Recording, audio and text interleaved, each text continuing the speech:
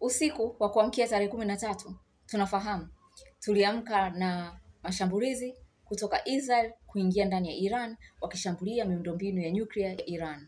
Baada ya masaa machache, Iran nao wakaamua kujibu mapigo na wenyewe wakaanza kurusha makombora yao kuelekea ndani ya Israel.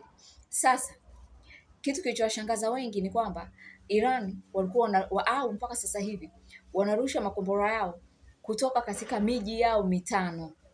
Mmenielewa eh? Yaani kwa mfano turushe makombora kutoka Dodoma, Tanga, sijui Singida, Morogoro, sijui Arusha. Turushe makombora kutoka katika miji mitano. Hivi ndivyo Iran wanavyofanya. Sasa kuna wengine pengine hata hawajui kwamba Iran wanarusha makombora kutoka katika miji yao mitano. Kuna wengine wanajiuliza kwa nini wamefanya hivyo. Na mimi niko hapa leo kwa ajili ya kukueleza kwa nini Iran wameamua kurusha makombora kutoka katika miji mitano badala ya kutoka sehemu moja. Habari, ninaitwa Rachel Robin na hii ni Rachel Robin Online TV. Subscribe hapo chini ili uwe wa kwanza kupata hizi video zangu. Usipo subscribe utakuwa haupati hizi video zangu wa kwanza.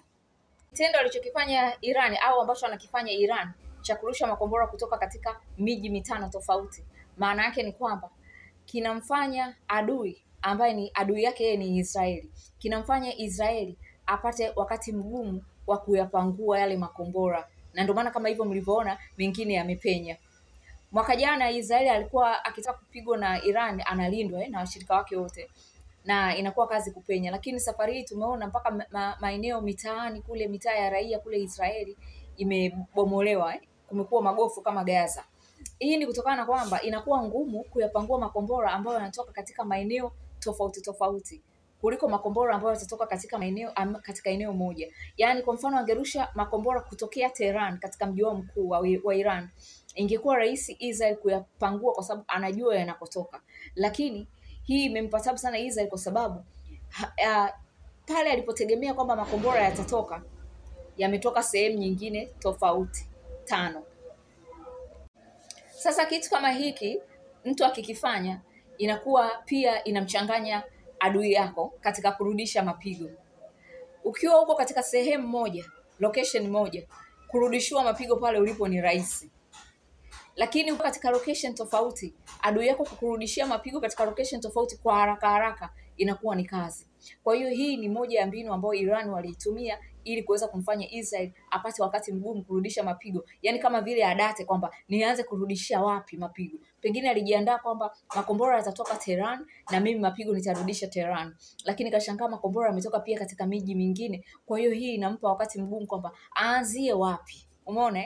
Kwa hiyo hii ni moja ya sababu iliyowafanya Iran watumie miji mitano kurusha makombora yao kuelekea Israeli. Lakini pia hiki kitu alichokifanya Iran jana ni kama vile alikuwa pia ana send a message, yani anatoa ujumbe kuwaambia maadui zake kwamba amejidhatiti karibu katika kile mji kijeshi. Israel walipiga Tehran, walipiga baadhi ya maeneo kwenye miundombinu ya nyuklia, lakini pia walipiga katika kambi na katika makao makuu ya kikosi kikuu kile cha Islamic Revolutionary Guards mpaka wakamuua kiongozi wao. Sasa kitendo cha kurusha makombora ndani ya Israel kupitia miji yao mitano, maana yake Iran kaonyesha kwamba miundombinu yake ya jeshi haiko sehemu moja, bali imetapakaa karibu kila kona ya nchi. Lakini pia iko very deep. Yaani wana miundombinu ambayo ni mizuri ndani ya karibu kila mji pale Iran, ambayo ina uwezo wa kurudisha mashambulizi kwa adui ambayo yuko katika umbali kama wa nchi ya Israeli ilipo, kwa sababu Iran na Israel hawajapakana. Kwa hiyo Iran kuweza kuweka miundombinu ya kijeshi au silaha karibu katika kila mji ambazo ni nzuri na nyingi za kuweza kurudisha mapigo ndani ya Israeli ndani ya masaa, ni kitu ambacho kimewafanya wazidi kuonekana wamejidhatiti. Kama nilivyowaambieni, Israel wamefanikiwa kuua makamanda 20 wa jeshi wa Iran. Israel lengo lao lilikuwa si kupiga tu miundombinu ya nyuklia, bali kuidhoofisha serikali ya Iran na jeshi la Iran. Ndio maana pia walienda kwa target wale watendaji wa jeshi. Inavyoonekana Iran walishajiandaa kwamba wakati wowote viongozi wao wa jeshi wako hatarini, kwamba ni marehemu wanaotembea. Kwa hiyo inaonekana tayari wameshakuwa watu wana watu mbadala, kwamba ukifa wewe kuna mwingine anashika haraka sana, ukifa wewe kuna mwingine anashika haraka sana. Inaonekana hawa watu hivi ndivyo walivyojiandaa, kwa sababu ndani ya masaa baada ya viongozi wao 20 kuuliwa akiwemo mkuu mwenyewe, ina maana Ayatollah Ali Khamenei akaweza kuchagua wengine wakashike zile nafasi haraka sana, na ndani ya masaa akaweza kuamuru mashambulizi ya rushwe tena kutoka katika miji tofauti. Maana yake ni kwamba tayari walishajiandaa na viongozi wapya endapo wale wengine wakiuliwa, na tayari walishajiandaa endapo tukishambuliwa, mashambulizi yetu sisi tutayarusha kutoka huku na huku na huku. Kwa hiyo kote huko tuweke kila kitu kiwe standby. Ndio maana ile imetoka haraka sana, viongozi wamechaguliwa wapya haraka sana. Yaani hakuna muda wa kujipanga, bali wamefanya vitu haraka haraka na kurudisha mapigo. Mwaka jana hawa watu walishambuliana mara mbili. Waliposhambuliana tuliona kwamba Israel aliposhambulia Iran mara ya kwanza, Iran nafikiri ilimchukua pengine wiki hivi au wiki mbili kuweza kurudisha mapigo. Aliposhambuliwa mara ya pili hivyo hivyo. Lakini jana ameshambuliwa usiku wa kuamkia jana, mchana kaanza kurudisha mapigo.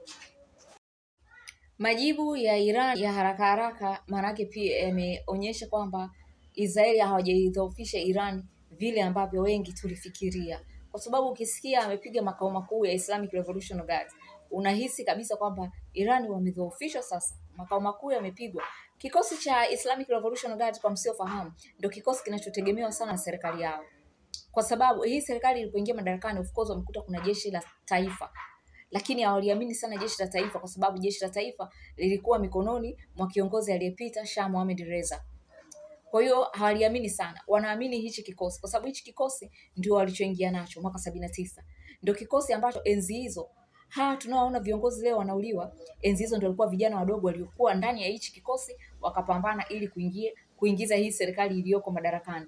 Kwa hiyo serikali hii inaamini zaidi hichi kikosi walichoingia nacho kuliko jeshi lao la serikali, kwa sababu inakuwa rahisi jeshi la serikali kusaliti, kutokana na kwamba watendaji wengi wa jeshi lao la serikali walikuwa ni wale watu walikuwa wanaipenda serikali iliyopita ya Shah Mohammad Reza. Kwa hiyo kupiga makao makuu ya hichi kikosi cha Islamic Revolutionary Guards, watu wengi walitafsiri kabisa kwamba wameidhoofisha sana Iran. Lakini kumbe Iran wana miundombinu wameisambaza karibu kila kona, na kwa haya mashambulizi ambao wanayarusha ndani ya Israel ni wazi kabisa hawajarudishwa nyuma kijeshi. Lakini haimaanishi kwamba ndo hawajapata hasara. Hasara imepatikana, lakini pia hawezi kuwafananisha na Syria, hawezi kuwafananisha na Iraq wala na Lebanon. Ukimpiga hivyo Syria hawezi kulipa kisasi. Syria sasa hivi anapigika kule, Israel anamchapa anavyotaka, anazidi kuongeza maeneo kule Golan Heights. Syria hawezi kufanya kitu chochote kwa sababu hana nguvu hiyo. Sasa huyu kitendo cha kushambuliwa vile alafu kurudisha mapigo ndani ya Israeli kaonyesha kwamba bado vizuri. Umeona, yani bado Israeli ana safari ndefu. Kuna watu wanajiuliza, je, miundombinu ile ya nuclear kwa hiyo imemalizwa? Israel amepiga miundombinu muhimu sana ya nuclear ya Iran, hasa miundombinu ya Natanz. Pale ndio kama kitovu cha nuclear za Iran, na Israel kaenda kupiga pale. Kwa hiyo kapaotea, kwa sababu kapaotea, kaweza kuharibu ulinzi wa anga, kaweza kupapiga pale. Lakini mnatakiwa mfahamu kwamba Iran tayari walikuwa wanajua siku zote kwamba wakati wote Israel watashambulia miundombinu yao ya nuclear. Miundombinu ya Iran ya nuclear ya muhimu iko chini zaidi ya ardhi kuliko ile inayoonekana pale juu ya ardhi. Sasa Israel kapiga iliyoko juu ya ardhi, lakini sio iliyoko chini ya ardhi. Na ndio maana hamjasikia hata mionzi kuvuja. Umeona, ukipiga miundombinu ya nuclear, ile mionzi ile wanasema sijui ndio radiations inavuja. Kwa hiyo hamjasikia mionzi kuvuja ndani ya Iran. Hamjasikia madhara yoyote ya nuclear yale kuvuja ndani ya Iran. Ni kwa sababu ile miundombinu muhimu iko chini kabisa ya ardhi, inaendelea kufanya kazi kama kawaida. Israel kaifumua ile iliyoko juu tu. Ili Israel kuifumua iliyoko chini, anahitaji msaada wa Marekani. Na Donald Trump kwa sasa inaonekana kama ni staki nataka, kwa sababu huko anataka kuwafurahisha wa Marekani, anaogopa kujiingiza katika vita kwa sababu atawachukiza wananchi wake aliowaahidi kwamba hataki vita. Kwa hiyo Israel sasa hivi ana kazi ya ziada kuchimbua miundombinu iliyoko chini, kwa sababu ile ya chini bado inafanya kazi.